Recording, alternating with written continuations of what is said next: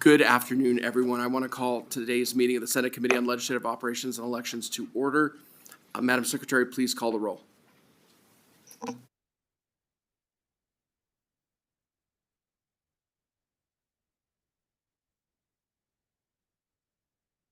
Senator Cannizzaro. Senator Krasner. Here. Senator Steinbeck. Here. Chair Orenshaw. Present. And Madam Secretary, if anyone's missing, please record them present when they arrive. We do have a quorum. At this time, I'd like to take a moment for committee and staff introductions. Unfortunately, we hadn't had the time to do that earlier this session. I'll start with myself, James Orenshaw. I represent State Senate District 21. It's a real honor to chair this committee. I've been very fortunate to get to serve on the Elections Committee here in the Senate since I was elected to represent State Senate 21, and then in the Assembly, I was privileged to serve as a member and a past chair of the Assembly Committee on Legislative Operations and Elections, and really impressed at all the hard work that this committee does, and really impressed at everything that we've worked on through the years. With that, I would like to just briefly allow our committee members just to introduce themselves, make a brief presentation, and if I could start on that side with Senator Steinbeck and head this way towards Senator Krasner. Senator Steinbeck. Yes, Chair, thank you very much. My name's John Steinbeck. I'm a newly elected senator from District 18. That is the northwest part of the Las Vegas Valley, all the way out by Lone Mountain and goes down to Aliante.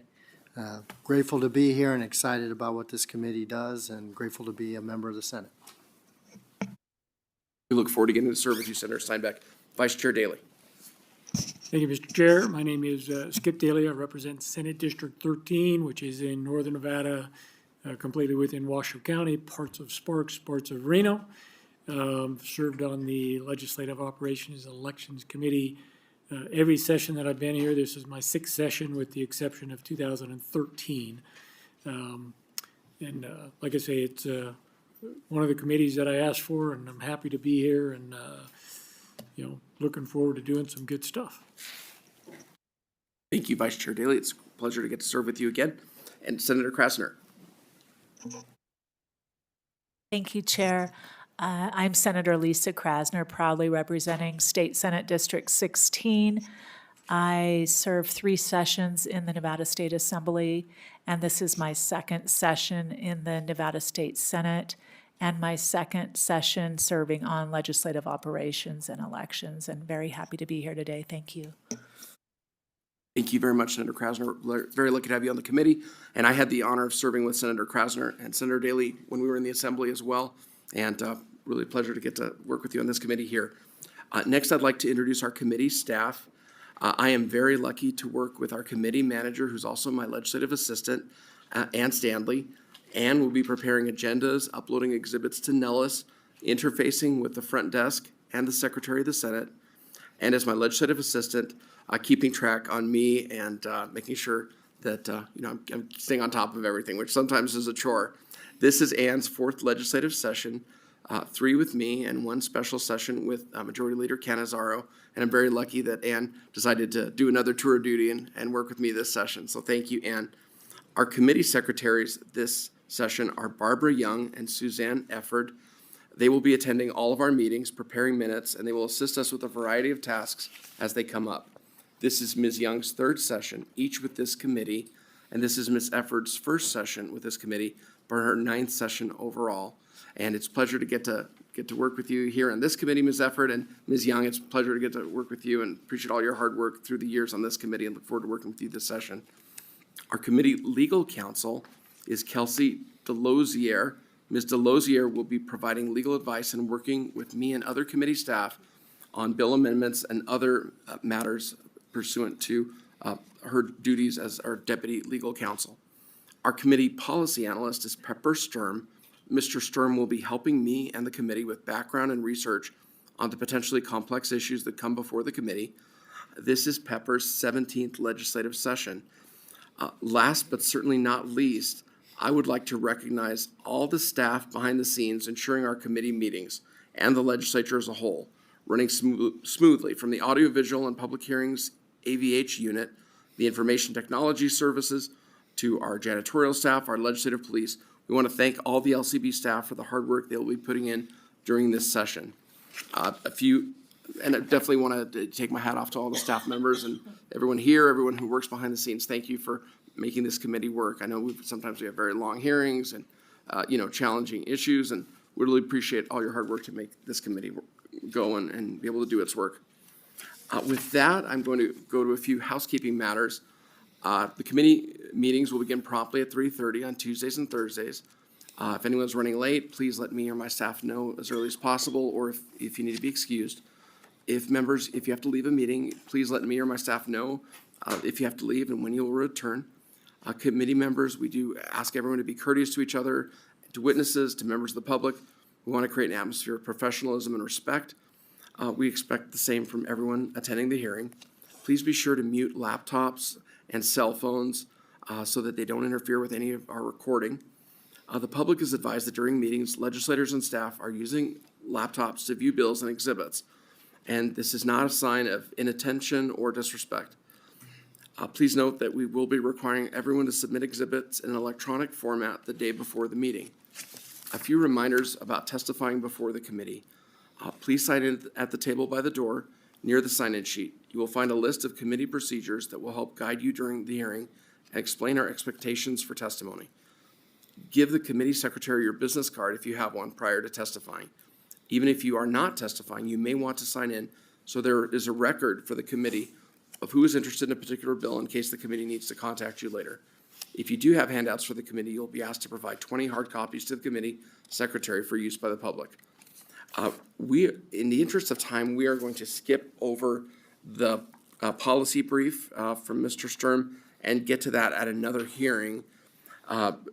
Before we go to the bill hearings, I do have two BDRs for committee introduction. As a reminder to all members, if you vote in favor of introducing a BDR, a bill draft request, that does not imply a commitment to support the measure later on. All this action does is allow the BDR to become a bill or resolution and be referred to a committee for possible hearings. Both of these BDRs came out of the interim legislative committee on legislative operations and elections. So I'd like to start with BDR 24-361, revises provisions relating to elections, an act relating to elections requiring a candidate at a presidential preference primary election to pay a filing fee, providing other matters properly relating thereto. I'd accept a motion to introduce BDR 24-361. Motion to introduce. I have a motion from Vice Chair Daley. Is there a second? Second. I have a second from Senator Krasner. Is there any discussion on the motion? No. All those in favor, please say aye. Aye. Any opposed? Secretary, please note that the motion to introduce BDR 24-361 did pass unanimously with Majority Leader Canizaro excused. And I do have one other BDR that came out of the Interim Committee on Legislative Operations and Elections. That's BDR 17-365, revises provisions relating to legislative affairs. Again, I'd accept a motion to introduce BDR 17-365. So moved. I have a motion from Vice Chair Daley. Is there a second? Second. Second from Senator Krasner. Any discussion on the motion? Not seeing any discussion. All those in favor, please say aye. Aye. Any opposed? Madam Secretary, please note that the matter did pass unanimously with Majority Leader Canizaro excused. With that, I would like to now open our hearing on Senate Bill 100. We're very lucky to have Vice Chair Daley here, and appreciate you presenting Senate Bill 100.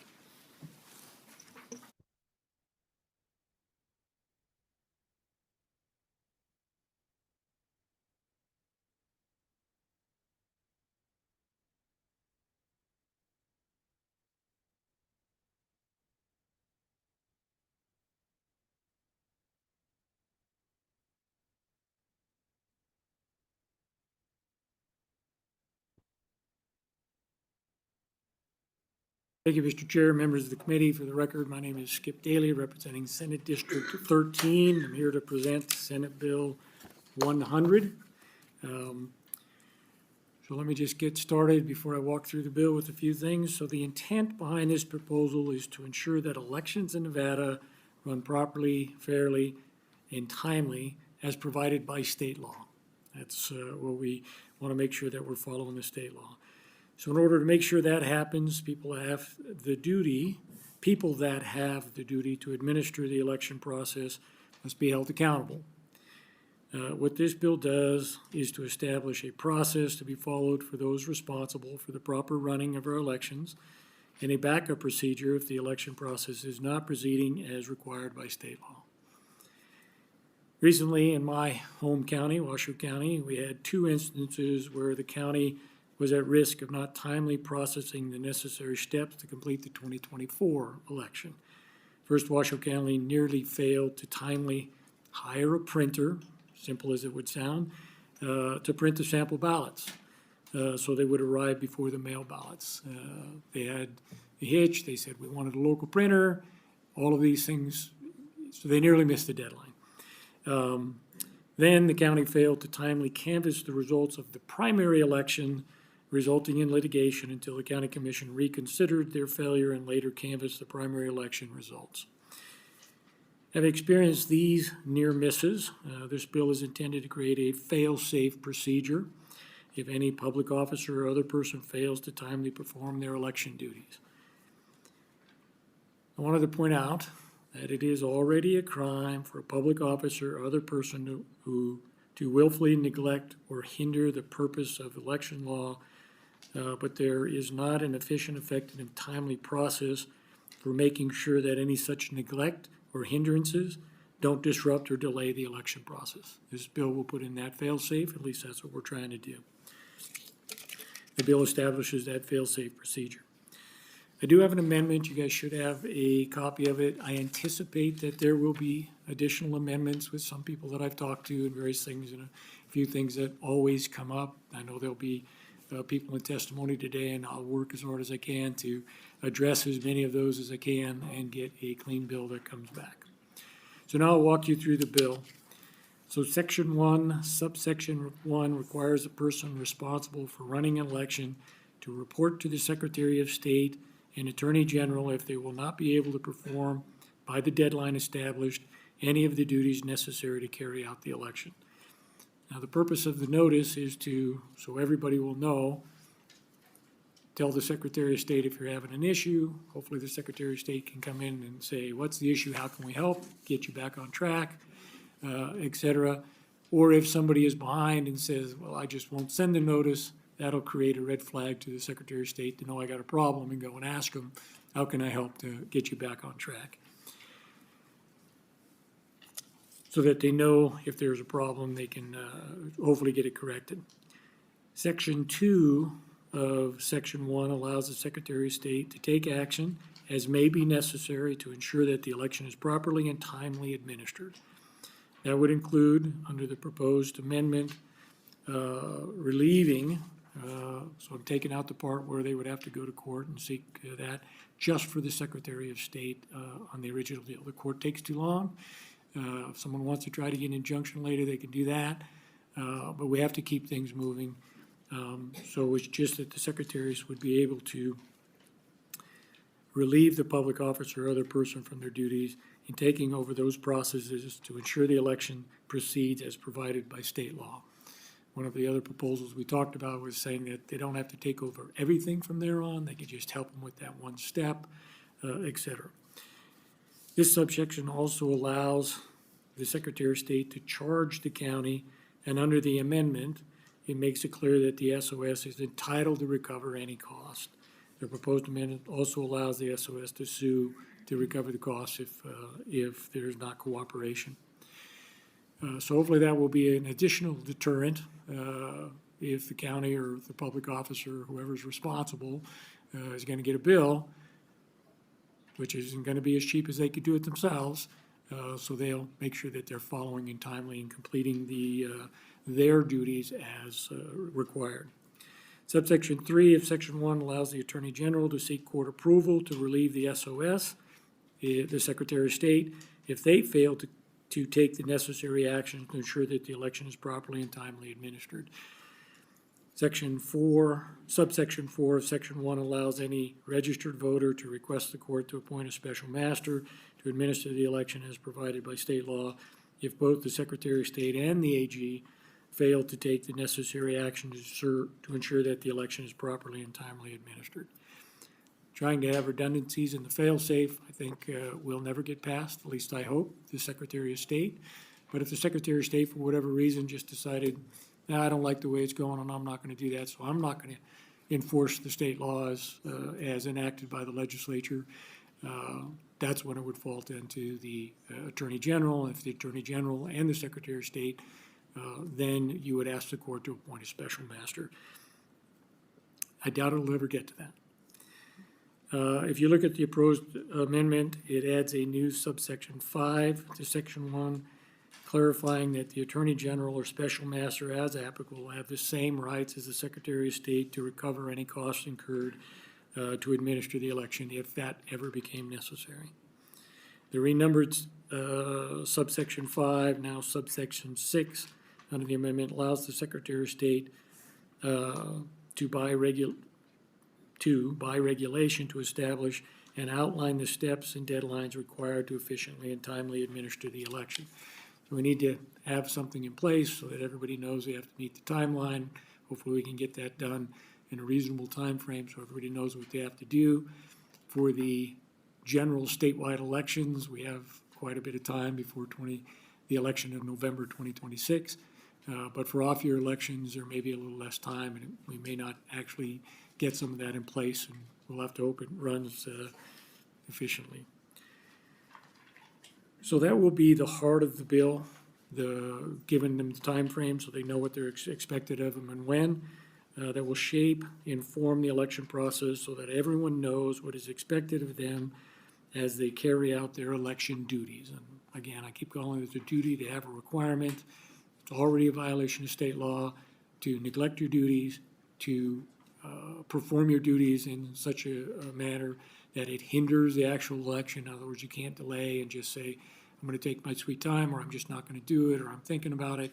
All of those things you can still is a criminal offense, and you can be removed from office for doing or taking those actions to not process your election duties. Section 2, subsection 2, adds to the existing law that is not only category E felony to willfully neglect or hinder, it's also a felony to fail to perform his or her duty in a timely manner in accordance with the applicable deadlines for the performance of that duty when established as provided by the renumbered subsection 6. Some people have come to ask me, anticipating an amendment that would say if it's issues beyond your control, natural disaster, those types of issues are not going to trigger this. I think that's common sense. People want to have it in there, then we should put it there. But there are many, many things we cannot predict that I don't think are willful, intentional delays. We might have bigger problems if some of those things happen, right? So I'd like to point out that it already exists in the law for the public officer, if convicted of the offenses contained in subsection 2, they forfeit their office as a result. So you don't automatically forfeit by doing this. You would still have to have a complaint. You'd have to go to court. You'd have to be convicted of that neglect or hindrance. And as a result, you would forfeit your office or position. Throughout section 3, it clarifies that not only any mechanical, this is separate from the voting procedure part. So throughout section 3, it clarifies that not only any mechanical vote processing devices, but any vote processing vendor must also be approved by the Secretary of State before hiring that vendor.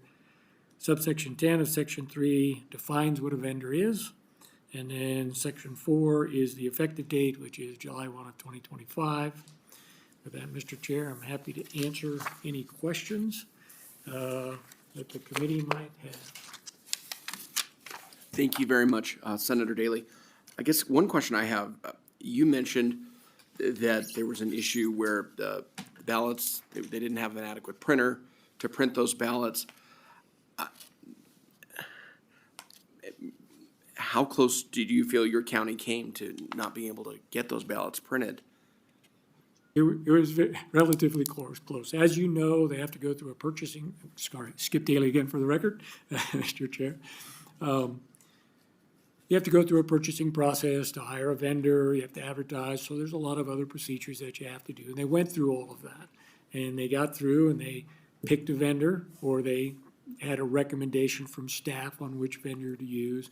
And then they got there and they said, oh, no, well, we want a local vendor. I says, then pick the local vendor that's on the list. I don't think any local vendors put in a bid. So I don't know what they were supposed to do there, but nevertheless, so they did not pick a vendor at that point. It was, I think some of the sample ballots actually got there after the regular ballot was already mailed.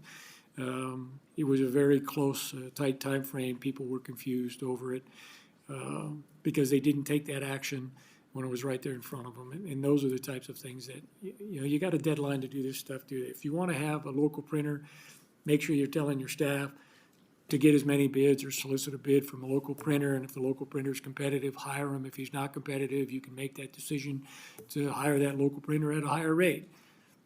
But do it all in the timely fashion so you can get the sample ballots out to the people in a timely fashion so they get that before they get their ballot, so they can review the questions if there's any, very few in the primary. But for the general, you have a similar situation, so that the people can actually make their decision process off of that sample ballot. Understood. That's very important to make sure voters get that sample ballot in time, be able to study it. One other question I have is the bill, if passed with the amendment, let's say you have a smaller county that has a clerk recorder who's also a registrar, and they fall ill, and maybe it's not a willful neglect of duties.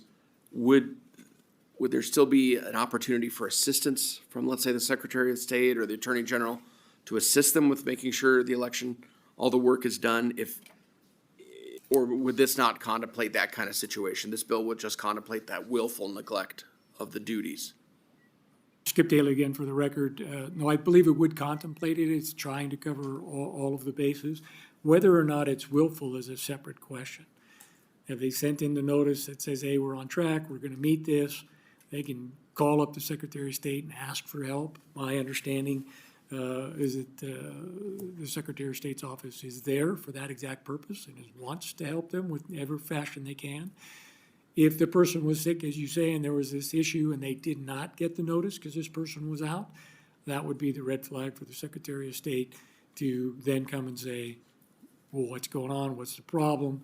And if he needs to interject to make sure that the processes are taken care of, then he would have to do that, or would be able to do that. The other thing is, we're not saying that the Secretary of State, once they enter that point, say, hey, now we have to take over all the rest of it. They can just say, hey, we helped them get past this bump, and now we're going to give it back to you. We would try to make that clear in the bill as well. I appreciate that, and I appreciate that there'd be a safety valve if, let's say there wasn't willful neglect, but that county and clerk registrar or recorder needed that assistance at that time. I think Skip Daly again for the record, I think they just have to ask.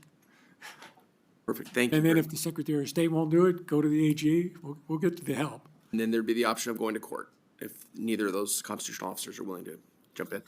Members, any questions? Senator Krasner. Thank you, Chair. Thank you, Senator Daly, for your presentation.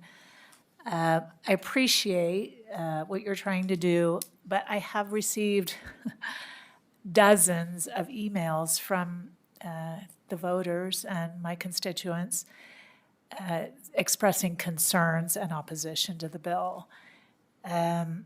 Number one, election integrity is very important to the people of Nevada, the voters of Nevada, and knowing that their vote is counted and their vote is secure is very important to them as well. I'll just read a little bit of one of these. It says, SB 100 would allow the Secretary of State to usurp the election duties of a duly elected county clerk, city clerk, or register of voters. And this violates the will of the voters who elected those peoples. And what are your thoughts on that? I have one more question follow-up, but if you would please, sir, Senator. Skip Daly again for the record. So I think people misunderstand what the bill is trying to do. It's creating a fail-safe. They're not trying to usurp the will of the people by taking those duties away without a justifiable reason. Any of those people, they already have the duty. Those elected people have a duty to administer the election. It's a crime if they don't, and they can be removed from office for that. We have to have a fail-safe, if they just neglect their duties and don't do it, that the election is actually going to happen. Not one of the people that you mentioned, of those elected officials, appointed or otherwise, or other public officer, have anything to worry about from this bill. Zero. There's no chance that any of this would trigger if they just perform their duty and carry out the election in accordance with state law. So if they don't do that, we have to have a fail-safe, and it's not intended to usurp or do any of this stuff. It's intended to have the election move forward in accordance with state law, in a timely, fair fashion. Follow up, Senator Krasner? And then the follow-up is in regard to the amendment that we just got, which says that if the Attorney General or Special Master assumes any duty on behalf of the public officer, the Attorney General or Special Master shall be entitled to charge and recover any costs. What triggers that? I'm looking at Section 1, subsection 5, and where it says the Secretary of State may adopt regulations to carry out the provisions of this section if they don't feel that the person's performing their duty. So who determines if the Register of Voters is or is not performing their duty? Who would make that determination? How would that happen? Please, thank you. Skip Daly again for the record. Again, we're going to have the processes that are going forward, and we're going to have timeframes and deadlines in order to meet to make sure the election's going forward. That's what the regulation is about. The Secretary of State's going to get a notified that, hey, we're on track, we're going to be able to meet this deadline. That step of it is being done. Everything should be going along. If they get a letter that says, hey, we're not on track, we need some help and various things, if that person is just not doing their duty, the Secretary of State may relieve them of their duty and take that away from them if they're not doing it or not taking the proper steps in order to make sure that they can, not asking for assistance, just saying, hey, we're not gonna make it, sorry. We're gonna be late. I think that's and it's already an existing law, is that they can't act in a fashion that deliberately or intentionally hinders the election. They have to do their work. And if they're not doing their work, it's gonna be pretty clear, and that would trigger it. Now, on the subsection 5, so if you look at section 2 of the way the bill is written now, 2B says that the Secretary of State may charge. In the amendment, we said, and is entitled to collect, so may charge the county and can initiate the processes. If the Secretary of State didn't do the work and you had to go to the Attorney General or to a special master, it isn't clear that they can charge. It only says the Secretary of State. So the subsection 5 is making it clear that whoever is taking over and administering it can get recouped for their costs. Thank you very much. Senator Steinbeck. Thank you, Chair. Senator Daly, I was just wondering if there are any other states that have legislation that mirrors this. Skip Daly again for the record, Mr. Chair. I do not know. I just know what I've experienced here with the 2 examples that I gave. And there may be other that the Secretary of State knows of that I'm not, but I know the Washoe County stuff. And I'm just trying to make sure that we have a fail-safe in Nevada, so Nevada's elections can be run in accordance with state law in a timely fashion, so that people have trust in the system and that the process is going to go in accordance with what we've all determined and the legislature's put in place. And we've been through these hearings and we've made votes and determinations. We want those processes to be followed, and we want to make sure that the people that are in charge of it are following those processes, and if they don't, that we have a fail-safe through this mechanism. But I don't know if other states have it. Thank you, Chair. And one thing I point out in chapter 228 of the Nevada Revised Statutes, that it's not an exact, duplicate to what Senator Daley's proposing, but there are statutes that allow the Attorney General to come in, special deputy, appoint a special deputy in emergencies where services of Attorney General's office are required in remote counties of the state or in final stages of cases with large numbers of litigants and voluminous evidence. So we do have in statute where the Attorney General can come in and assist a district attorney or assist if there's something that's very complex and there needs to be help. This is not exactly, an exact comparison, but I feel like there is some precedence based on that existing law that allows the Attorney General to come in and assist district attorneys. So with that, members, if you don't have any other questions, I will take testimony in support of Senate Bill 100. And for support, neutral, and opposition, we are going to limit everybody to 2 minutes per speaker. So I'd like to take testimony in support of Senate Bill 100 here in Carson City or down in southern Nevada. Okay, I'm not seeing anyone in either of the meeting rooms, so I'd like to go broadcasting to the phone lines if we could. And if there's anyone in support of Senate Bill 100, we are going to time it to 2 minutes per speaker. Thank you, Chair. To testify in support of Senate Bill 100, please press star 9 on your phone now to take your place in the queue.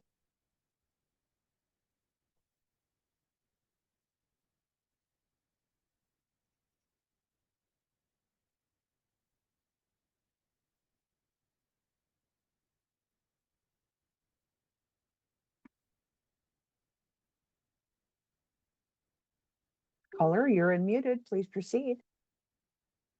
Yes. Doug Goodman, Executive Director, Nevadans for Election Reform. Mr. Chair and members of the committee, as a resident of Washoe County, it was an embarrassment, the two incidences that Senator Daley mentioned.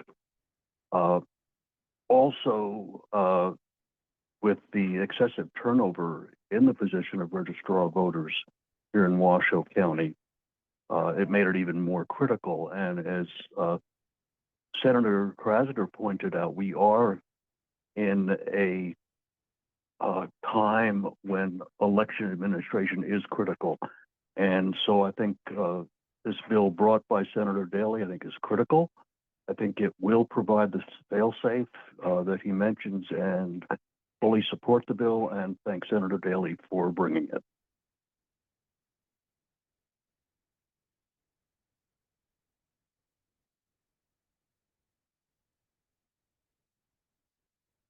Good afternoon, Oscar Williams for the record. I'm opposed to SB 100. You know, there are different types of elections. There's local Pardon me, elections. Mr. Williams, I'm so sorry to interrupt you. Mayor.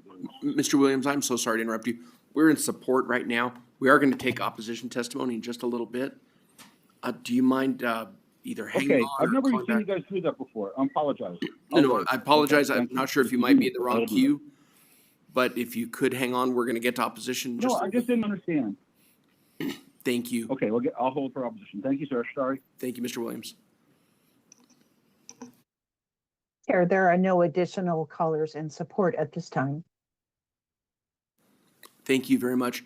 With that, I'd like to go to neutral. Anyone who's neutral on Senate Bill 100 and wants to be heard, either in Carson City or down in Las Vegas. Okay, I'm not seeing anyone. Broadcasting, is there anyone on the phone lines who wishes to be heard who's neutral on Senate Bill 100? Thank you, Chair. To testify in neutral on Senate Bill 100, please press star 9 now to take your place in the queue.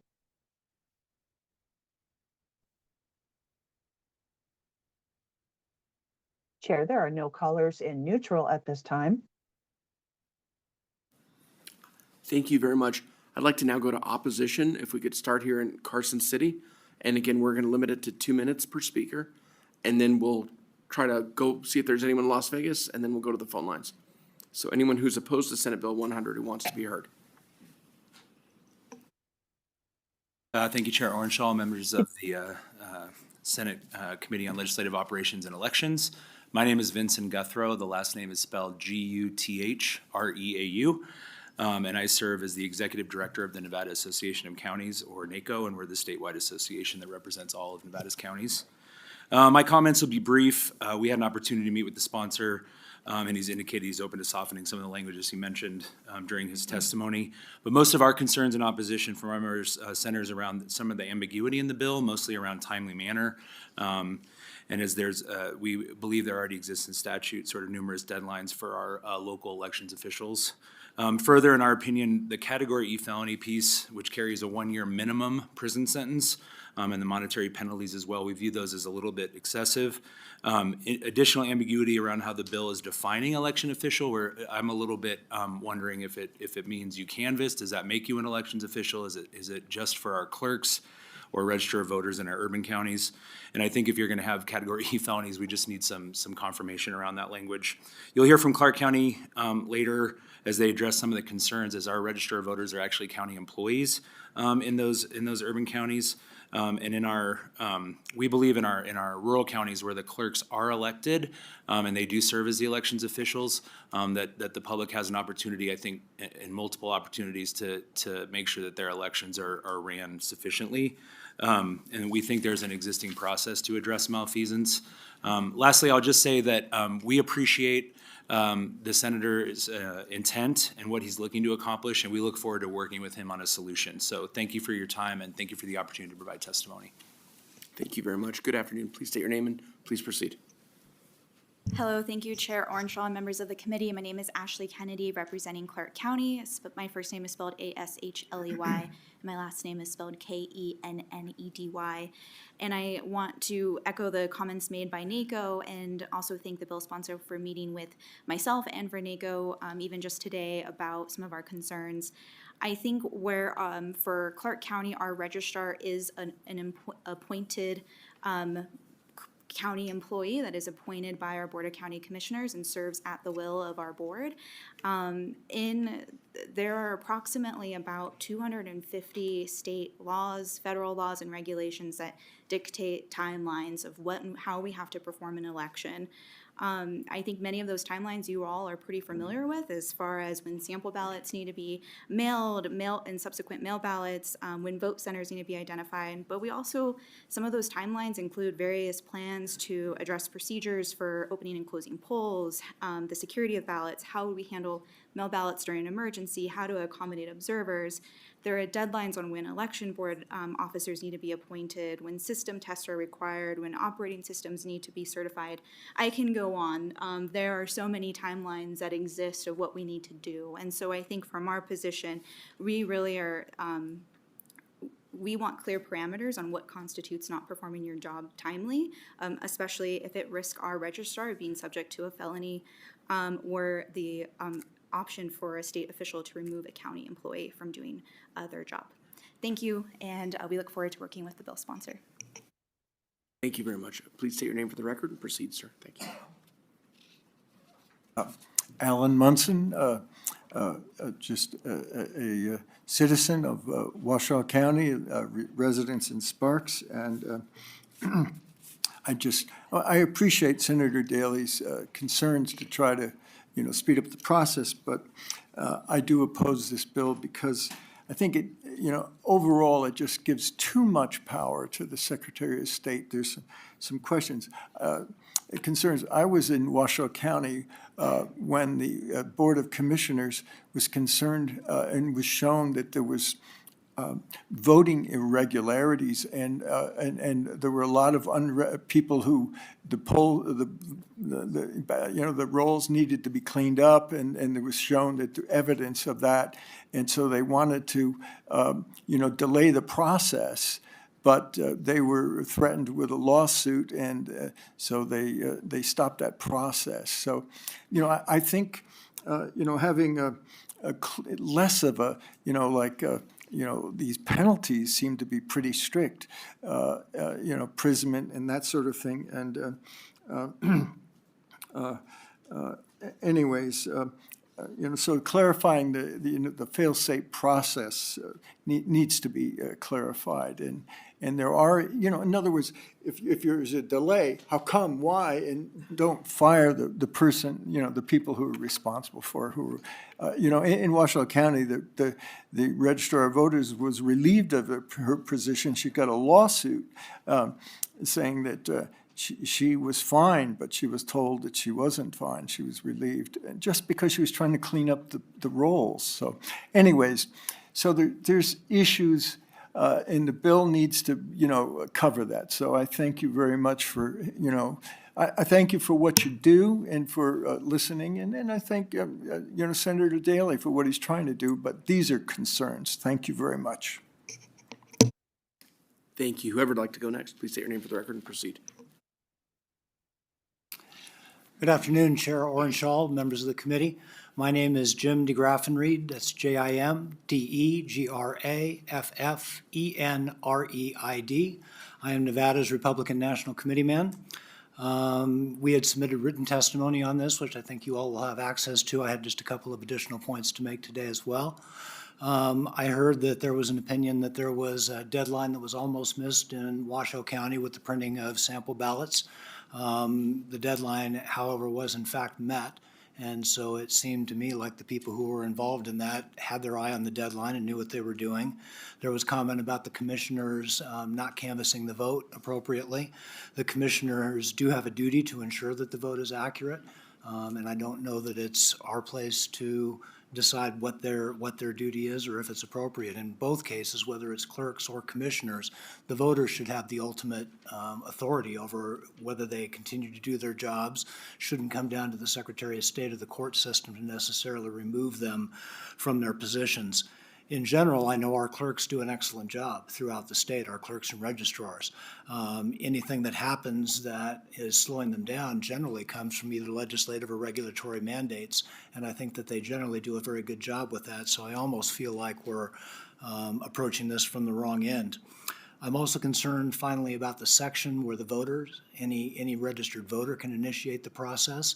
We know that there are an awful lot of high emotions and tensions on both sides of issues these days, and I think we open ourselves up for chaos if we allow any voter to start this process and maybe in the end up making the process worse as opposed to better just by delaying it with the process. So appreciate you taking the time to listen today. Thank you. Thank you very much. Please state your name for the record and proceed. My name is Janine Hansen. I'm the state chairman of the Independent American Party. And we have some serious concerns about this particular bill.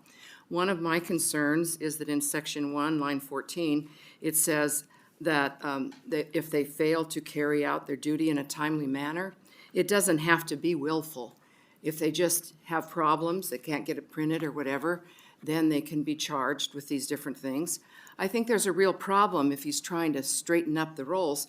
If you bring in the Secretary of State, are they going to have people, and I am in Elko County, we have an elected county clerk that we have elected. Then they're going to usurp their particular authority in that county. Will they know how to do it better? And then you may induce have the Attorney General to do it. And then if that doesn't work, you may go to court and get a special master. How much time is that going to take?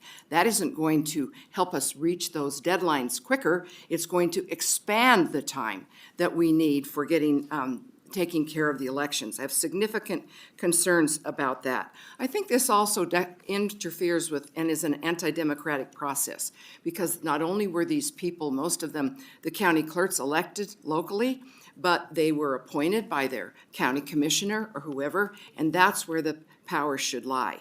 And we shouldn't be bringing in state officials to supersede what they may be doing. And I think that can be a real problem. Do we know if the Secretary of State has people who are fully qualified, or the Attorney General, or the Special Master? Are they qualified to make sure that what is happening in our local county is appropriate? And do they know the system in that county? I think there are some real problems with this bill. We all want our elections to run smoothly. We all want things to work together, but this bill is not the answer. Thank you. Thank you. Please state your name for the record and proceed. Good afternoon. My name is Lynn Chapman, and I'm the State Vice President of Nevada Families for Freedom. Good afternoon, Chair. We're not supposed to say chairman anymore, I guess. Chair and committee. A lot of the concerns that we have already been discussed, and I just wanted to start off by saying that I appreciate what Senator Daley wants to do. He's my senator, and I know that he's probably worked very hard on this. But if there's already a solution in the law, then I don't know that if it's not working, then it does have to be retooled. But if it's already working, and it seems like it has been for a long time, why mess with it? We're also concerned about the fact that the courts would be used a lot, and that takes a lot of time and it takes a lot of money. And we're also concerned with the penalties, with felonies, and also with the voters, if they have something against somebody, the things that can go on, and, you know, people get kind of crazy out there sometimes, and we're kind of concerned about that. So these are the reasons why we are not really for the bill. Thank you.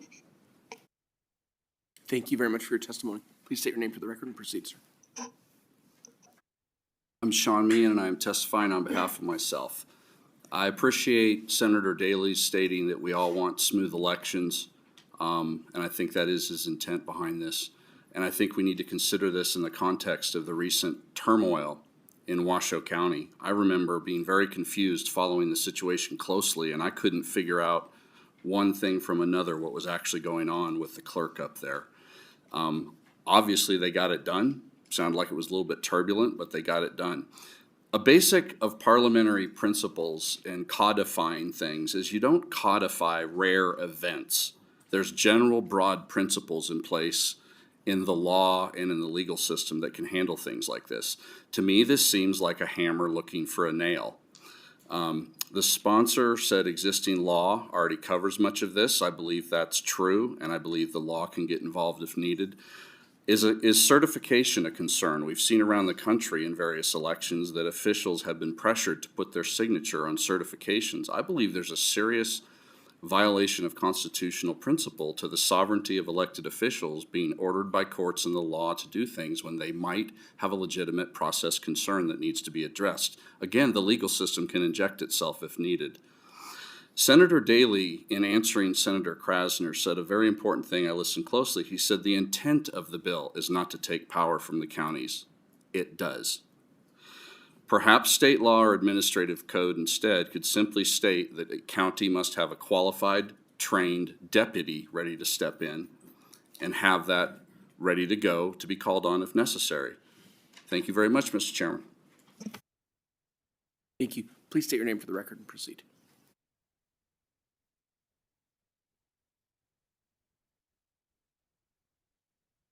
I know all about the election integrity issues we have. We have in place already to handle that. We've got an assistant ROV. We've got our county manager, Eric Brown, that oversees our elections department, and we also have our 5 county commissioners. We don't need the Secretary of State to take away local control. The way our Constitution and Republic were designed is elections were always to be as close to the people as possible. It should not be the Secretary of State stepping in to take control of our elections. We in Washoe County are very smart people. We know how to fix the problems. We, the people, show up at county commission meetings to make suggestions how our elections can be made better. And we're not going to give up. Nevada is already one of the 6 swing states that has election integrity issues. The soon-to-be FBI Director, Kash Patel, has come out and said he's concerned about certain states that have election problems. And he specifically mentioned Nevada. And he said once he's an FBI director, he's going to investigate, which means, will he be coming into Nevada? Will he be happy if this bill passes to take away elections from local control? Also, do we want a bill that's going to throw our ROV in prison? I don't think that's quite the way to handle it. I think the laws are already in place. We don't need, and Senator Daley may be a very nice person. I've never had the opportunity or pleasure to meet him, but perhaps he did not get the right information. I know that leftist voting rights groups have been in Nevada since 2019. And we're at 2 minutes, so Oh, I'm sorry, I to don't cut see you a short, but clock, we're at so 2 I minutes. If didn't you could know. kind of Thank you. Wrap up your Thank thoughts. you. Thank you very much. Thank you. Anyone else here in Carson City who wishes to be heard? Down in Las Vegas, is there anyone who wishes to make any comments in opposition to Senate Bill 100? Okay, not seeing anyone come forward broadcasting. Is there anyone on the phone lines who wishes to speak in opposition to Senate Bill 100? We are limiting speakers to 2 minutes per speaker. Thank you, Chair. To testify in opposition to Senate Bill 100, please press *9 now to take your place in the queue.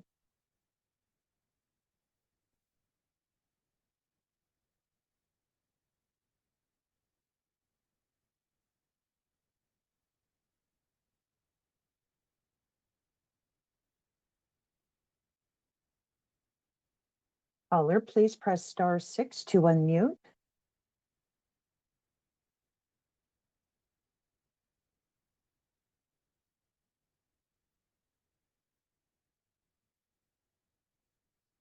Caller, once again, please press *6 to unmute your phone.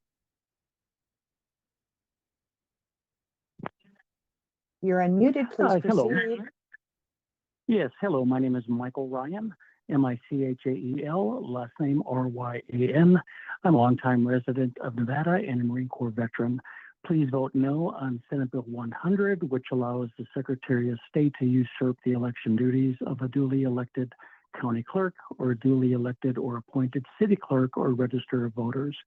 It also allows the Attorney General to usurp the election duties of another constitutional officer, the Secretary of State. Even worse, it allows any registered voter to go to the district court to get a special master appointed to usurp the election duties of duly elected officials. This could create major chaos in our election system and violate the will of the voters.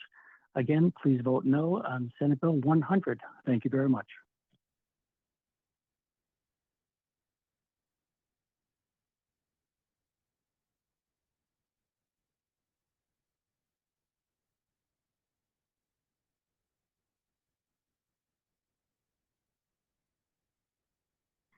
Hi, good afternoon. Hi, board. I honestly don't know anybody. I'm a new voter here, and so it is already, if you do go in person, you sign. If your signature isn't correct, then you're asked to sign again. And, you know, like the way I signed before, unless this bill includes signatures for mail-in voters, then that didn't sign their mail-in votes, then I just don't trust it. It just kind of sounds like California, where I came from, where they make it sound all good and, you know, all dandy. And at the end of the day, it's super shady. And then the state ends up getting sued by several people. So I just find it very, I don't know, just very telling. And what I've just heard right now, and it's so disturbing that people will get some kind of misdemeanor or something. That sounds crazy. But yet people can mail in their votes and not sign it. And I did go to people's houses because I was walking, and this lady told me that her son wasn't even in the freaking country, but yet a union came to get her son. I want to put this on the record too. They came to her house and they took her mail-in votes. This will be investigated. I'm just letting you guys know, put you guys on notice, because people are just tired. Like, new voters, like, everybody's tired, not just people in the state. But yeah, I mean, I don't know. I'm just opposed to this, and thank you.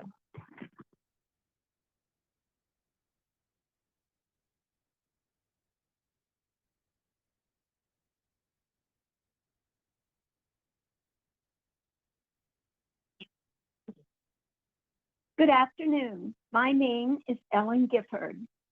NRS 246.010 states that county clerks shall be elected by the qualified electors of their respective counties at the general election.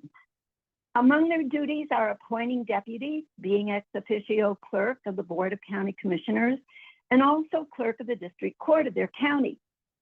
Chapter 225 statutes regarding the office of the Secretary of State mandates that among the Secretary of State's duties are appointing deputies and an executive assistant, and describe other duties such as permitting their records and transactions to be open to inspection and examination by legislators at all times, and delivering in good order and condition to his or her successor all records, books, papers, and other things belonging to the office of the Secretary of State. Nowhere in Chapter 225 can anything be found about the Secretary of State having the duty of mandating reports from county elected officials on how their work is going along, or removing or causing removal of a county elected official. Should there be a need to remove a county clerk, NRS Chapter 306, recall of public officers, is the law for doing that. SB 100 allows circumvention of and therefore violates that law. Nevada legislators are responsible for knowing that. Thank you.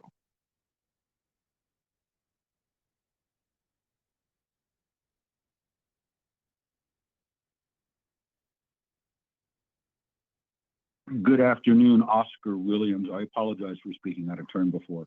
I wasn't familiar with the structure. Thank you for allowing me this opportunity. I've been a Reno resident for over 30 years. Jeannie Herman is my commissioner.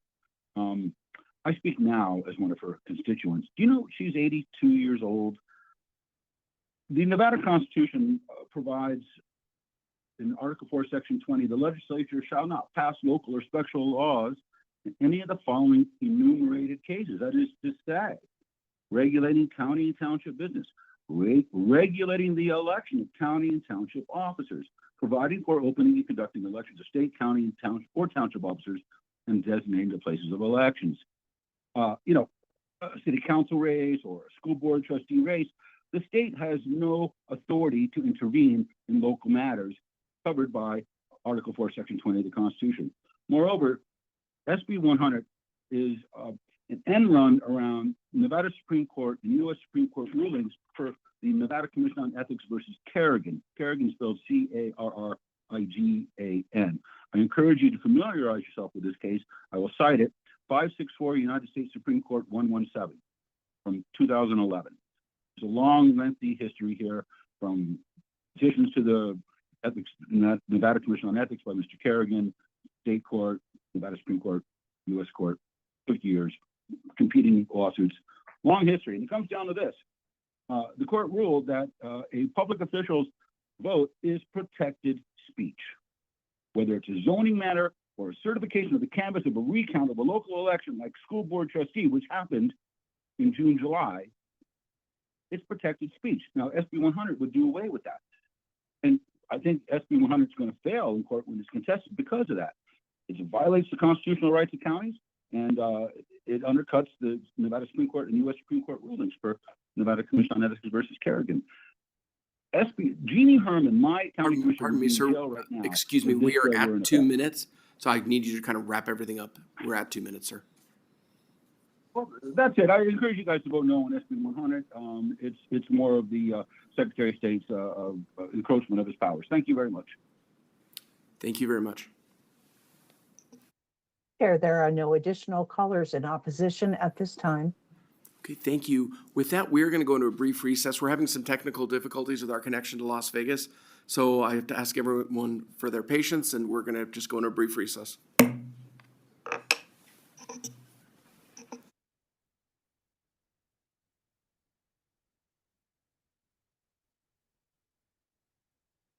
She's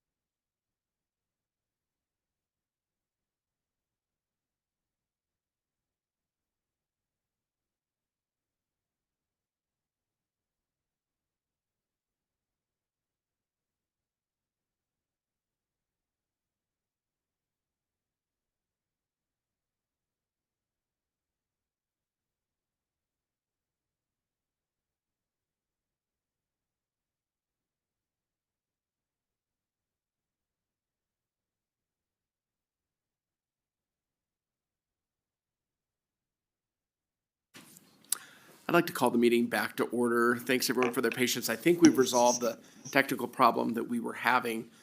And I'd like to go down to Las Vegas just to see if we have anyone who would like to speak.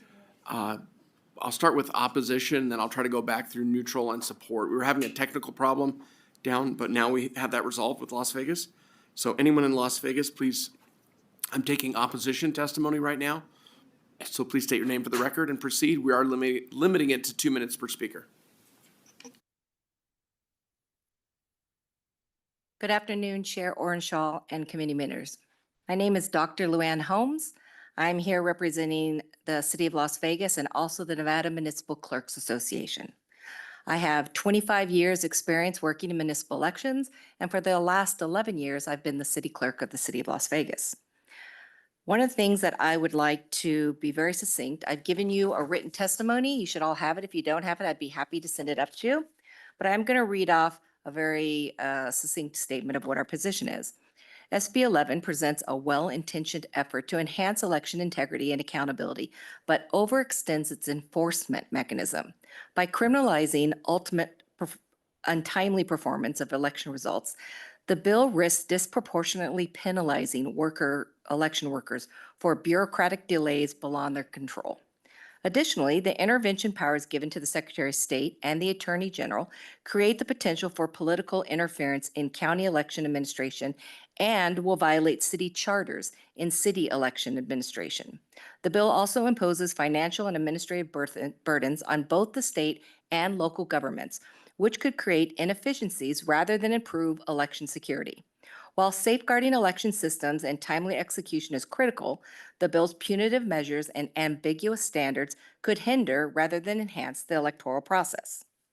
I do want to clarify that there are 18 city clerks in the state of Nevada. Those are not county clerks or register of voters.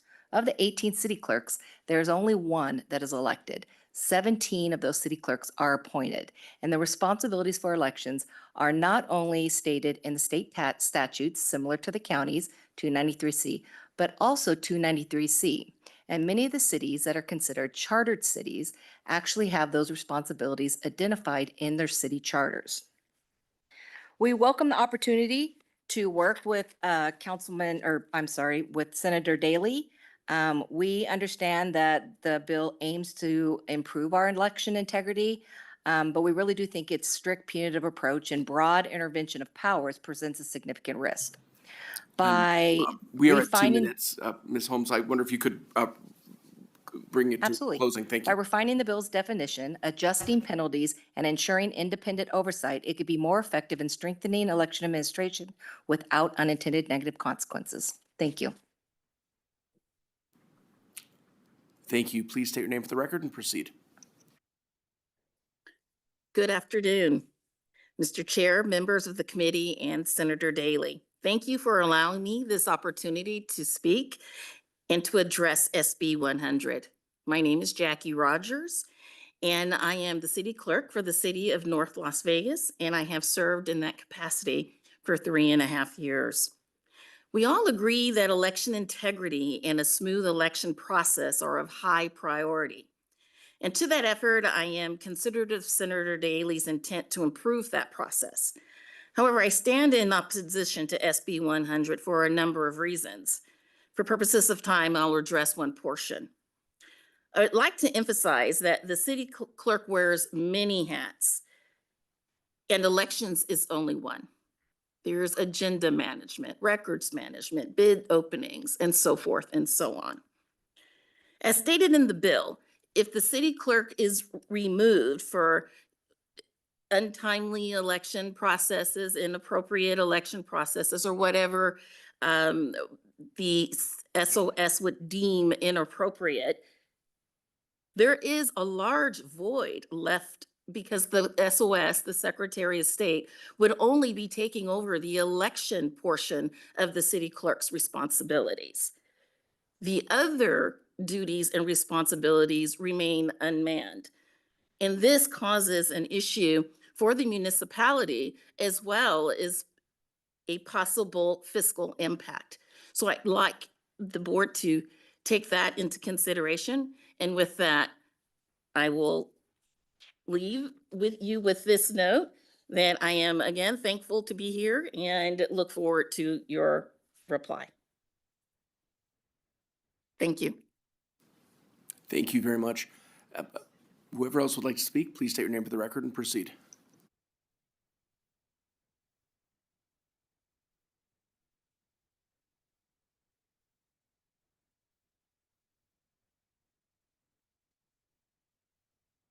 Right, I'm not seeing anyone else down in Las Vegas in opposition to Senate Bill 100.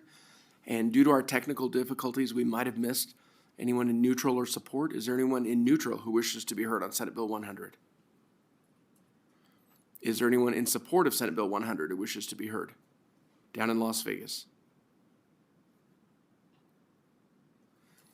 Okay, with that, I believe we've been able to get down to Las Vegas. And I did have one question for our legal counsel, Ms. Delosier, down in Las Vegas. I don't know if you can hear me, but the bill here calls for a Category E felony. Would you be able to let us know what the penalty is on a Category E felony?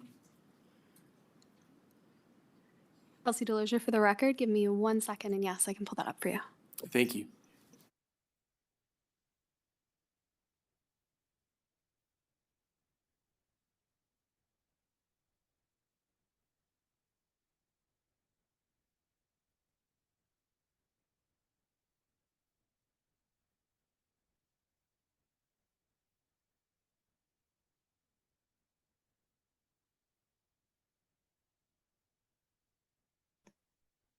Kelsey Delosier for the record. NRS 193-130 provides that a Category E felony is going to be a minimum term of not less than 1 year and a maximum term of not more than 4 years. Do you have any further questions? Thank you very much. No, that's the only question I had. Thank you. With that, I'd like to invite the sponsor to come and, okay, did we skip neutral in person? All right, then I'd like to go to neutral here in Carson City. If there's anyone who's neutral on the measure here in Carson City.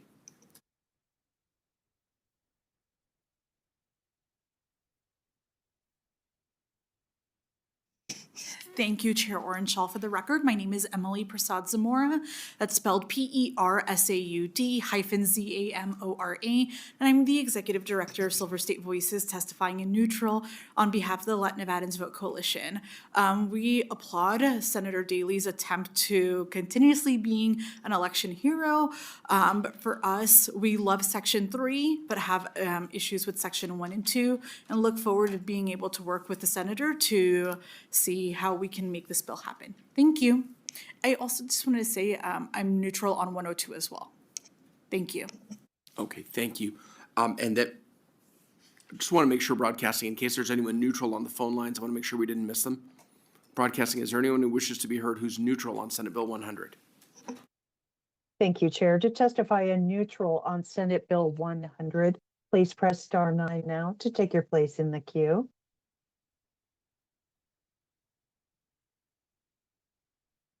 Chair, there are no callers in neutral at this time. All right, thank you. With that, I'd like to invite the sponsor to come up, make any closing comments you'd like to make. Thank you for presenting Senate Bill 100 today.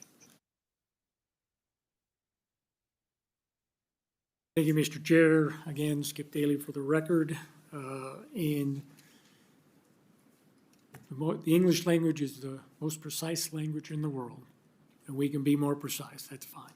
A lot of the things that were brought up and the questions and concerns are just trying to churn the waters, which I understand. That's the legislative process. It's not my first time being there. A couple of things, if you wanted to, on the voter being able to go to court, happy to put some type of language in that can only be done if all of the other processes have been exhausted. So there's not this free-for-all. You can't step in the middle and do that unless everything else has been exhausted and the AG hasn't moved forward to do anything. If someone just doesn't want to vote for some of the things on those, the duties are spelled out, and the duties, one person asked, where do those come from? They come from the legislature. The legislature has set up the laws and specified how the elections are supposed to be run and what those duties are. There's not one single county in the state that isn't enabled by the state legislature. So the legislature does oversee counties on a regular basis, and we make laws that apply to counties and the various things. Happy to talk with the people and be precise as we can. As I said in the beginning, this is about accountability, not one single person, and that's existing language. The public official or other person is in the bill or in the language in the law already. That's how LCB wrote it. We want to be more specific. We probably got to change it in 20 other places. But whoever it is that the person is that's responsible for that duty, if they perform it, nothing's going to happen. We can clean some things up about, like I said before, disasters or emergencies or things that can't be contemplated. Make it a willful that you're trying to hinder and those types of things, not just late, I missed it by a day and now I'm in trouble. That's not the intent. We're not going to try to do any of those types of things. So we will work with everybody that came up and we'll try to be as precise as we can. But it's the same thing is if you have a rule and there's no penalty, you don't really have a rule.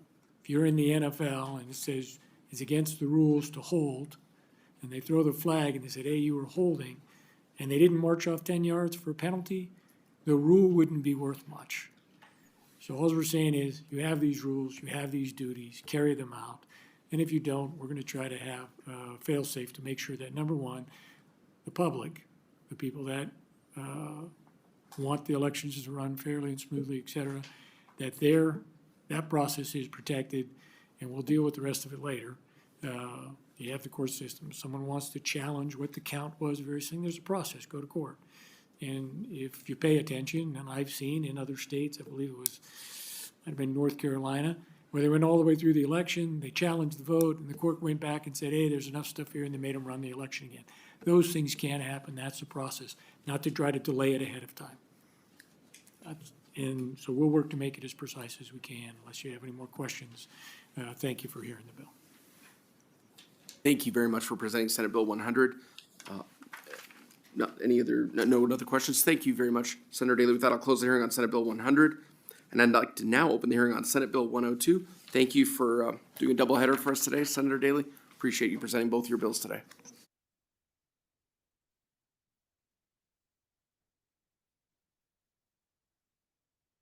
Thank you, Mr. Chair. Again, Skip Daly representing Senate District 13. So Senate Bill 102 is very similar to the last session, so Senate Bill 133 from last session on false electors.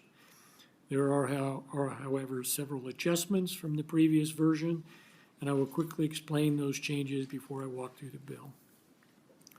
First, there is a new section with a separate penalty clarifying and making it illegal to submit a false instrument with the intent to defraud that contains false signatures. Language is similar to language from, I believe it was Michigan, and it's just over general election procedures and various things. So it doesn't specifically relate to the false elector provisions, but it could relate to other things, and I think that was something that I talked with the Attorney General's office about on their issues and this and others. The second is the penalty, if convicted, for creating, serving, or conspiring to create or serve as a false, serve in a false slate of electors, has been reduced from a non-probational last year, if you remember, 4 to 10 sentence to a conditional probation of 1 to 4 years. The third, that said, a person convicted of creating, serving, conspiring to create or serve in a false slate of electors cannot work in any state or local government position, has been removed, and is now, it only prohibits such a person from being elected or serving in an appointed position. So you can still be employed by the state or local government, and some of that was taken out in response to the veto message. So the reduction in the criminal penalty and employment restriction is among other considerations in response to the governor's veto message, where he believed that the penalty and restrictions on unrelated employment was too harsh compared to other crimes like drug trafficking and domestic violence. However, the governor did say in his veto message that there should be strict punishments for those engaged in schemes, his word, to present slates of false electors. I am ever hopeful that our government will accept these good faith changes and sign into law SB 102 so that our citizens can know that there will be law and order in Nevada for what the governor called in his veto message a terrible crime in his veto message. So let me walk through the bill. As I said, Section 1 of the bill is the new language I mentioned above making it a crime to submit a false document under this title with the intent to defraud or a document that contains false signatures. Section 3 of the bill, subsection 1, makes it illegal to create, serve, or conspire to create or serve on a false slate of electors. Subsection 2 of subsection 1 states the penalties if convicted, which includes a possible 1 to 4 year sentence, a fine up to $5,000, and the payment of any cost of investigation and prosecution. Subsection 3 states the condition of probation. Subsection 4 states who and how to file a notice of complaint, which is to the Secretary of State. It says what you have to have in there in the complaint when you submit it. Section 5 states that the Secretary of State shall investigate the potential violation, and if there appears to be a violation, he shall either institute the proper proceedings directly or refer it to the Attorney General for prosecution. Section 6 grants the Secretary of State subpoena authority. Section 7 prohibits a person convicted of creating, serving, or conspiring to create or serve on a false slate of electors from being elected or serving an appointed state or local government position, but they can still be employed in non-appointed or elected positions. Subsection 8 defines conspiring to create, creating, and serving on a false slate of electors, so that we know if you're ending up in this prosecution, these are the acts that you had to commit in order to be guilty of these things. Section 4 prohibits a person from interfering with the lawful selection and nomination of a presidential elector under state law. Sections 5 and 6 prohibits a person convicted of creating, serving, or conspiring to create or serve on a false slate of electors from having their right to run for elected office restored. Section 7 is the effective date, which is upon passage and approval. With that, I'm happy to answer any questions. Thank you very much, Senator Daley. Appreciate you going over the governor's veto message and trying to address those issues here in Senate Bill 102. With that, I'd like to open it for any questions. Members, any questions? Senator Krasner. Thank you, Chair. Thank you, Senator Daley.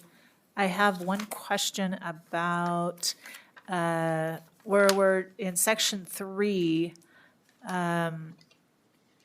It says that a person who is convicted of creating a false slate of presidential electors is precluded from obtaining the restoration of their civil right to hold office.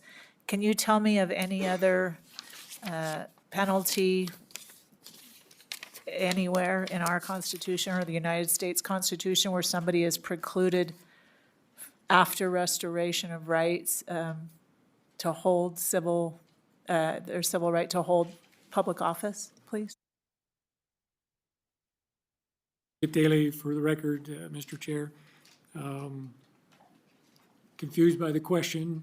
So after the restoration of rights, no, they wouldn't be precluded, obviously, if all of their rights have been restored. This says that the right to run for office, if you're convicted of this, cannot be restored. So that's what it says, yes. Correct, but is there any other felony or federal crime where that same penalty even after restoration of rights, you are prohibited from running for public office. Is there any other one that I'm not aware of? Or is this the only one? Restoration of rights cannot be fully completed under this bill. I don't know if there's other crimes and various things that you couldn't have your right to run for office restored. That might be something we might ask our legal counsel to do some research and get back to us. So don't worry, if you don't know that today, we might be able to ask our legal counsel, to follow up and get us that information in the future. Any further questions, Senator Krasner? No, and no further questions. I don't see any further questions. With that, I'd like to go to, thank you for presenting the bill, Senator Daly. I'd like to go to Senate support for Senate Bill 102. I'd like to start here in Carson City and then go down to Las Vegas. I don't see anyone here in Carson City. Down in Las Vegas. Good evening. Please state your name for the record and proceed. We are limiting comments to 2 minutes per speaker. Good afternoon, Chair and committee members. My name is Carrie Dermick. I'm the Nevada State Director at All Voting is Local Action. We are an organization that advocates for policies and legislative priorities that expand voter access to build a democracy for everyone. We strongly support SB 102 and thank Senator Daly for bringing it forward. As it considers the implications of ongoing legal proceedings related to fake elector activity, SB 102 would establish clear legal guardrails and consequences for individuals engaging in such actions in future presidential elections. This legislation strengthens election safeguards and reinforces accountability in our electoral process. Thank you so much for your time, and we ask for your support of SB 102. Thanks so much. Thank you very much. Anyone else down in Las Vegas who wishes to speak in support? I'm not seeing anyone. Broadcasting, can we go to the phone lines? Anyone who wishes to speak in support of Senate Bill 102? Thank you. Certainly. Thank you, Chair. To testify in support of Senate Bill 102, please press star 9 now to take your place in the queue.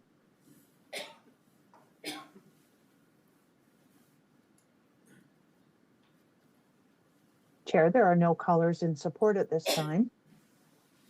Thank you. I'd like to go to neutral. Neutral on Senate Bill 102 here in Carson City. If there's anyone who's neutral and wishes to be heard. Okay, I don't see anyone down in Las Vegas. And no one's coming forward in Carson City. Broadcasting, anyone on the phone lines who's neutral to Senate Bill 102 and wishes to be heard. Thank you, Chair. To testify in neutral of Senate Bill 102, please press star 9 now to take your place in the queue.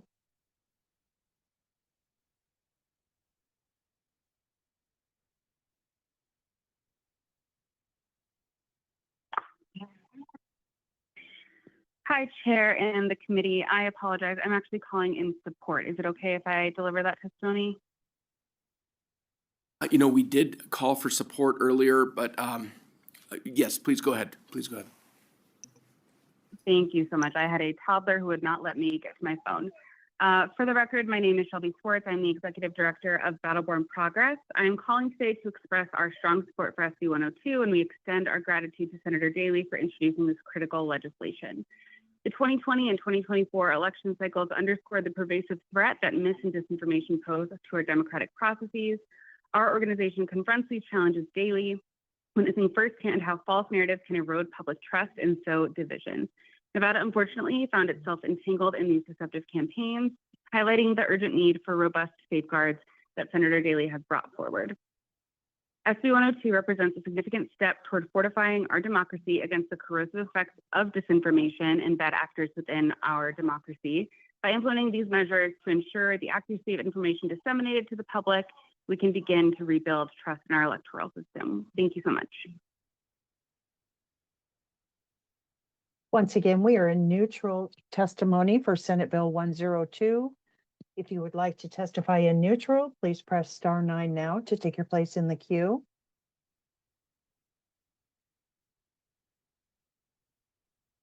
Chair, there are no callers in neutral at this time.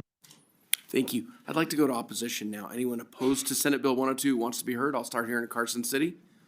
Please state your name for the record and please proceed. And we are limiting it to 2 minutes per speaker.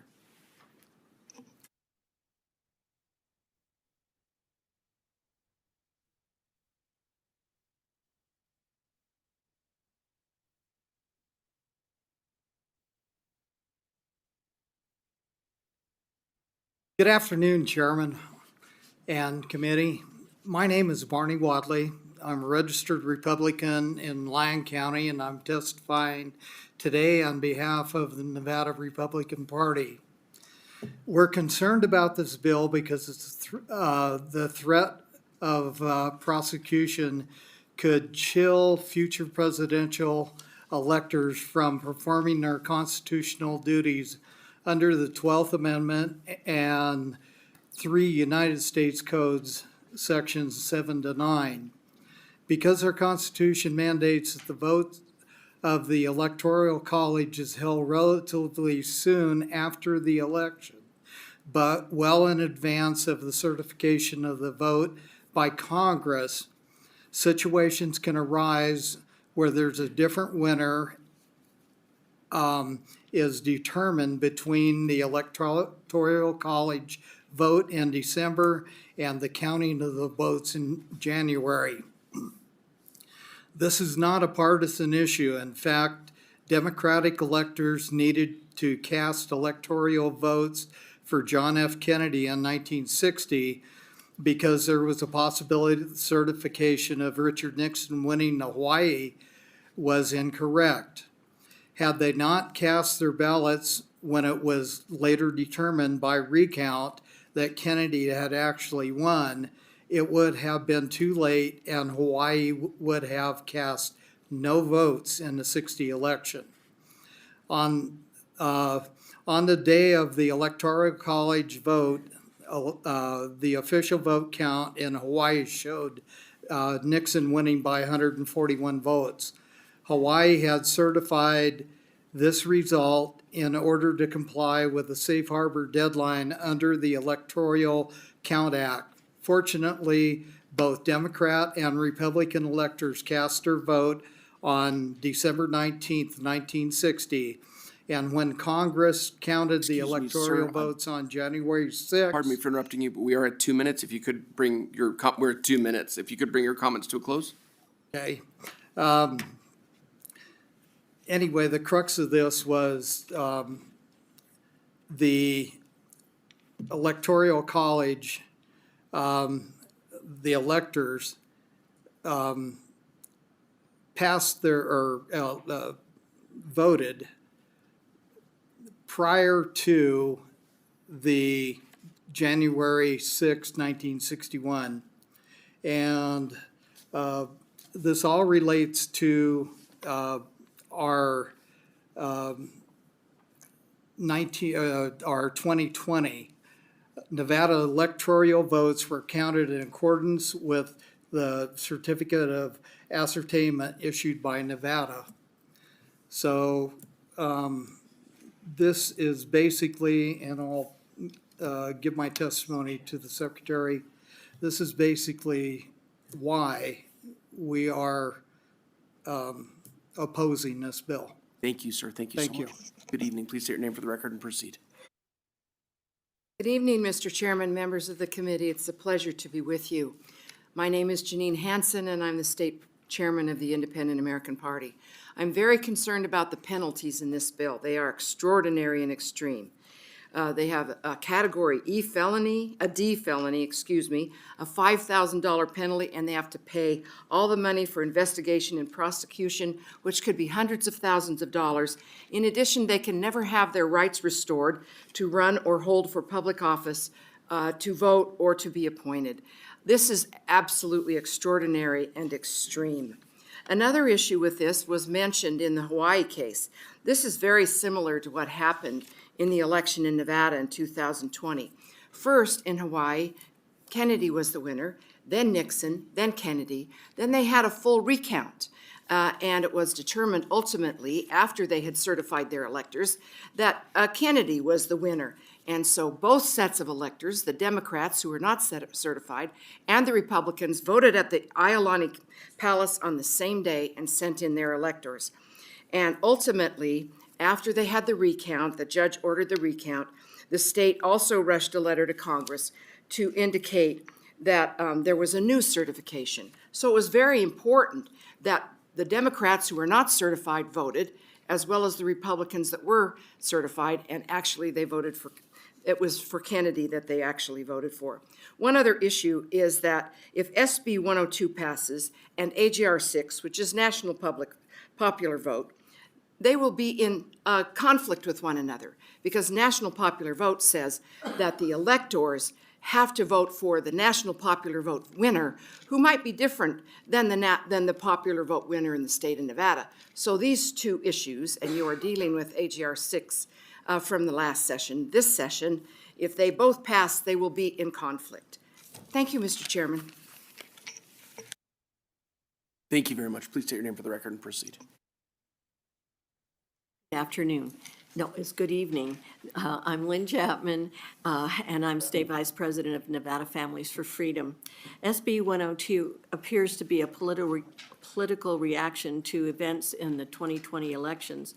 Should a future presidential election have issues requiring litigation, Congress included the Electoral Count Reform and Presidential Transition Improvement Act of 2022, ECRA, in the passage of H.R. 2617, the Consolidated Appropriations Act of 2023, which was signed into law by President Biden in January 2023. The ECRA clarifies that the Vice President's role in the proceedings is purely ceremonial. The measure also raises the bar for objecting to a state's slate of electors. Prior to passage, it required just one member of House and one senator to challenge a state's electors, a provision that had been invoked by members of both parties in multiple presidential elections. The ECRA raised the threshold for an objection to 20% of the members of each chamber. The ECRA reforms sufficiently address the issues by encouraging litigation to be completed by the safe harbor day the electors must vote, but not by mandating that acknowledges that the judiciary process must be allowed to run its course without making those seeking judicial relief into criminals as proposed by SB 102. Nevada cannot interfere in the execution of a federal function where such is an activity that did not exist prior to the Constitution, such as electors voting for president. Justice Story recognized, quote, "The states can exercise no powers whatsoever which exclusively spring out of the existence of the national government, which the Constitution does not delegate to them. No state can say that it has reserved what it never possessed," unquote. That's from the U.S. Term Limits Incorporated versus Thornton, 93, 1456, 514, U.S. 779, 1995. Please vote no on SB 102. Thank you. Thank you for your testimony. Anyone else who'd like to speak in opposition to Senate Bill 102, please come forward, state your name for the record, and proceed. Good afternoon, Senators. My name is Joy Truszynski. I'm a non-paid lobbyist for conservative causes. I'm here to oppose SB 102 because it takes away the people's right to redress election grievances. It also violates our U.S. constitutional right of free speech. This bill makes it a felony to challenge the legitimacy of electors or election documents, giving broad prosecutorial power to the Secretary of State and Attorney General. This could be used to go after political opponents. Therefore, I consider this bill a dangerous bill, and it's a power grab. Please vote no on SB 102. Thank you very much.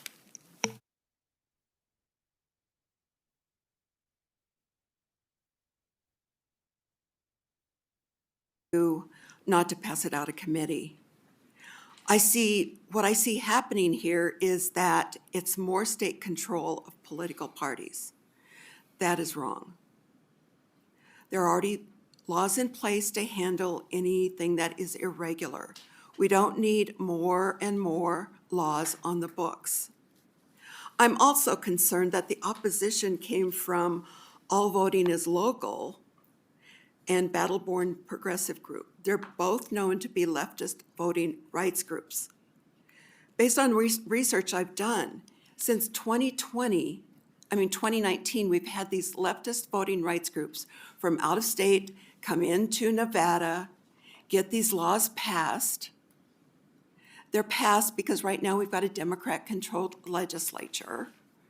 And then what they do, they go into other states and say, well, Nevada passed it, you should too. So we already heard Senator Steinbach ask about SB 100, if any other state had done this. So it does carry weight what Nevada does, even though we're a very small state, but we are one of the 6 swing states. So we do carry a lot of weight.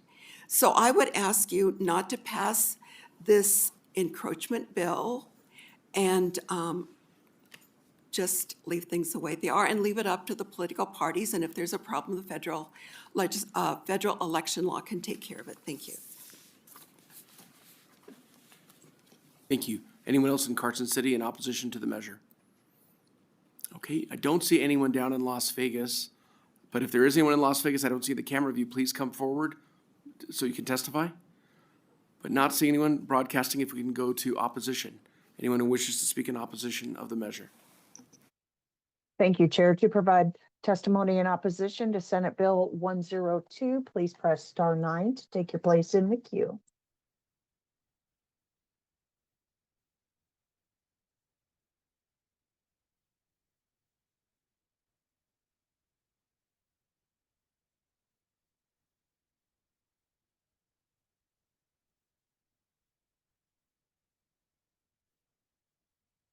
Caller, please press star 6 to unmute yourself. Good afternoon, Oscar Williams again. Hello. I'm opposed to SB 102 because, historically, or I think the common sentiment among the legislature has been that we're a second chance state. We even have an ex-con as an attorney general.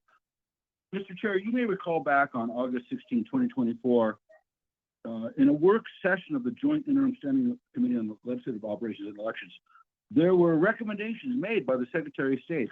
And if you recall, item C, election workers, 3, request the drafting of a bill to A, allow former felons to become field registrars.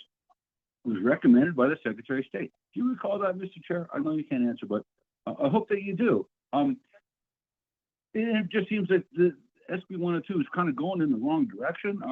I personally feel in support of second chances, believe it or not. I don't know why somebody who's did something bad should lose their civil rights to vote.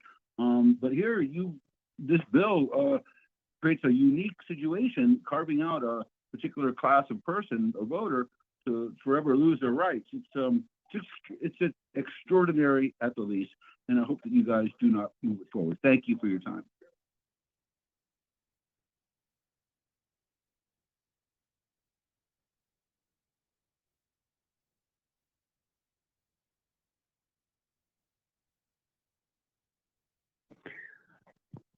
Hello, my name is Michael Ryan, M-I-C-H-A-E-L, last name R-Y-A-N. I'm a longtime resident of Nevada and a Marine Corps veteran. Please vote no on SB 102. It would make it a felony to challenge the legitimacy of elections, of electors or election documents, granting broad prosecutorial power to the Democrat-controlled Secretary of State and Attorney General. This is a clear attempt to criminalize political opposition and target conservatives who question election integrity. This bill is not about election security. It's about intimidating and punishing political opponents while allowing the real election fraud to continue unchecked. Please vote no on Senate Bill 102. Thank you.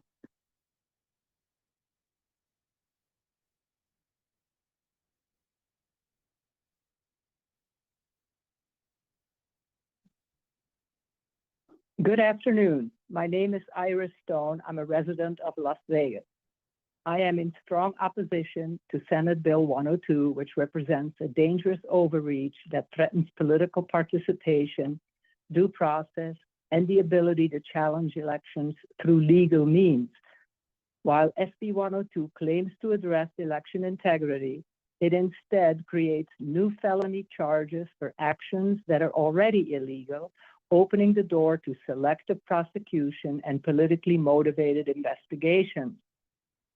The bill's vague language, particularly regarding the false slates of electors and interfering with selection of electors, fails to distinguish between criminal conduct and legitimate election disputes, creating a chilling effect on political engagement.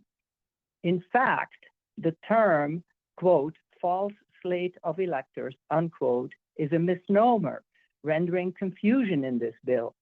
The slate of electors selected pursuant to NRS 298.035 is indeed not false. It represents a very valid section of citizens who participate in Nevada elections. There's nothing felonious about it. Additionally, SB 102 strips individuals of their right to ever hold public office if convicted, without any path to restoring those rights. This is a permanent political ban, not just a criminal penalty. Election law should not be weaponized to silence opposition or discourage legal challenges to contested results. Most concerning is that SB 102 does nothing to improve actual election security. It does not address voter verification, ballot chain of custody, or other election integrity concerns. Instead, it targets individuals and campaigns who dare to question election outcomes. In conclusion, this bill is unnecessary, redundant, and ripe for abuse. I urge this committee to reject SB 102 and stand against efforts that could be used to intimidate citizens from engaging in the democratic process. Thank you for your time.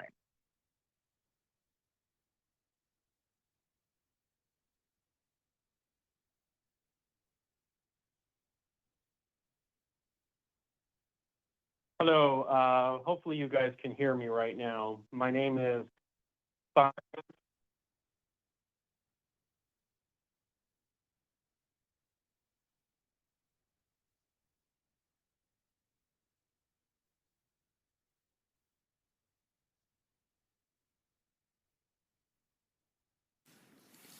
Broadcasting that last caller, I think, got cut off. I don't know if his phone died. Could you check and see if perhaps he's dialed back in? Certainly, caller, you are still on the line and you are unmuted. Are you able to speak again? Can you hear me? Yes, please proceed. Okay, did you get my name?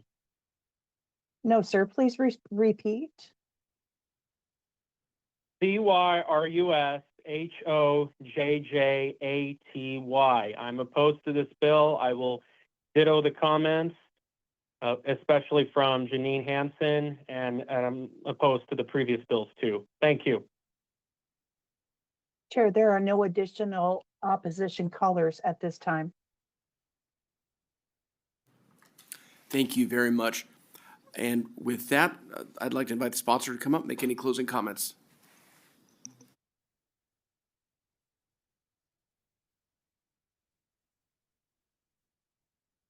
Thank you, Mr. Chair. Again, Skip Daly for the record. And we went through a lot of revisions on this bill last session. We reduced the penalties, tried to address some of the issues and concerns that came up. The people that were engaged in this scheme, as the governor called it, in 2020 were not engaged in the democratic process. They were trying to subvert the democratic process. It was illegal. This will just make it clear that it can be prosecuted and is indeed a crime. Also reminded the childhood game of telegraph, where you tell a story around the circle. Nobody's right to vote is being circumvented by this law. So just to be clear, and that's where the churn comes in. People start to make up in their own mind what they think it means and throw as much mud at it as they can. The bill's clear. It's got the processes that are in place in order to protect the electoral process, which is absolutely run by the states. Constitution says that the state electors is a state issue, and how the electors are selected is done by each state. It's not done through the U.S. Constitution. Thank you very much, Senator. Members, any additional questions or? No? Appreciate you presenting Senate Bill 102. Thank you for the robust discussion. I appreciate how you've worked so hard to address some of the governor's comments in his veto message from last session. With that, I'll close the hearing on Senate Bill 102, and I'd like to open this up for public comment. And if anybody would like to make public comment, we are limiting that to 2 minutes per speaker, and that would be about any subject under the purview of this committee, but not about the two bills we just had hearings on. So if anyone would like to make public comment, come forward in Carson City. Still don't see anyone in Las Vegas, and then we'll go to the phone lines. Good evening.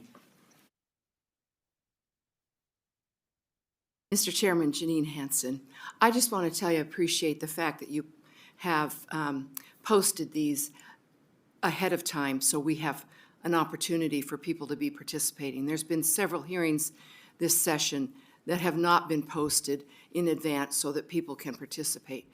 But you always do that, and we just want to thank you.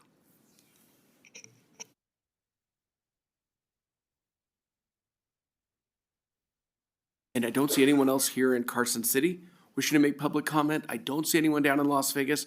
So broadcasting, if we could go to the phone lines for public comment. We are limiting it to 2 minutes per speaker. Thank you, Chair. To provide public comment, please press star 9 now to take your place in the queue.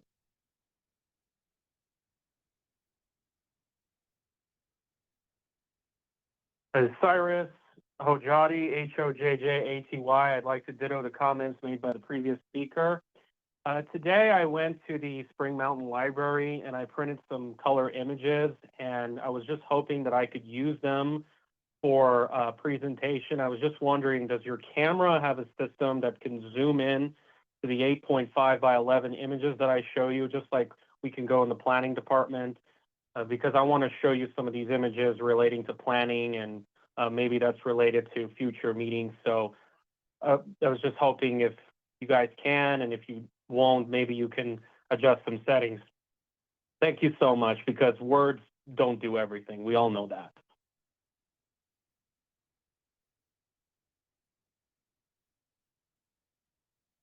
Chair, there are no additional public comment callers at this time. Thank you very much. And I do, just if there are any questions anyone has about submitting documents for a hearing, you can contact my office, or the email address here for our committee is the senloe@sen.state.nv.us. If there's any questions about submitting documents. I appreciate all the robust discussion we had today.